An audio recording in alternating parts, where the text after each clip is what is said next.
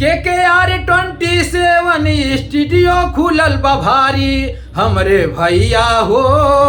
हमरे भैया हो मालिक हूँ भैया होकर खेसारी। हमरे भैया हो मालिक हूँ भैया होकर खेसारी। मुंबई मीरा रोड में स्टूडियो खुलल बा भैया।